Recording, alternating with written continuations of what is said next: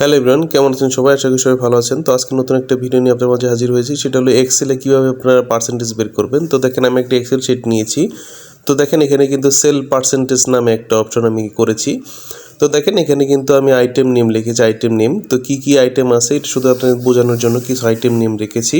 তো এখানে কিছু স্টক লিখেছি, স্টক ইন মানে যেটাতে আপনার স্টক থাকবে, এবং কি সেল কোয়ান্টিটি মানে স্টক থেকে কত পিস সেল হয়েছে এবং কি পার্সেন্টেজ কত পার্সেন্ট আপনার সেল হয়েছে সেটা আপনি কীভাবে বের করবেন। তো সেটা নিয়ে আমি আপনাদের দেখাবো। তো দেখেন, এখানে কিন্তু সেল কোয়ান্টিটি কিন্তু আমরাকে আমি 500 কোয়ান্টিটি নিয়েছি, 300 কোয়ান্টিটি সেল হয়েছে। তো কত পার্সেন্ট সেল হয়েছে সেটা কিন্তু আমরা বের করতে চাই। মাঝে মধ্যে কিন্তু এটা নিয়ে আমাদের খুব কনফিউশনে থাকি যে কীভাবে আপনি বের করবো। তো দেখেন, আমি সূত্র দেখাচ্ছি আপনারা কীভাবে এটা বের করবেন। তো দেখেন, প্রথমে আপনার কি আপনারা সমান সমান দিবেন, তারপরে ফার্স্ট ব্র্যাকেট যেটা আছে ফার্স্ট ব্র্যাকেটটা দিবেন। তো ফার্স্ট ব্র্যাকেট দেওয়ার পরে প্রথমে সেল কোয়ান্টিটি নেবেন। তো সেল কোয়ান্টিটি নেওয়ার পর তারপরে আপনাকে হ্যাশ চিহ্ন দিতে হবে, মানে এখানে গুণ করতে হবে 100 দিয়ে। তো গুণ আপনি 100 দিয়ে করার পর তারপরে কিন্তু এখানে কী করতে হবে, আপনার কিন্তু ফার্স্ট ব্র্যাকেটের বাইরে যেতে হবে। ফার্স্ট ব্র্যাকেটের বাইরে যেতে কিন্তু ভাগ দিতে হবে।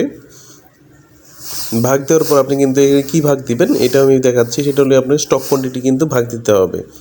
তো স্টক কোয়ান্টিটি ভাগ দেওয়ার পর দেখেন, এখানে কিন্তু 60% আপনার কি সেল কোয়ান্টিটি, মানে 500 থেকে যদি 300 হয় তাহলে 200 থাকে, 200টা আপনার এই 200 যদি সেল হয় 500 থেকে, তাহলে কিন্তু 60% আপনার কিন্তু সেলের গ্রোথ হয়েছে, বা 60% কিন্তু আপনার সেল হয়েছে।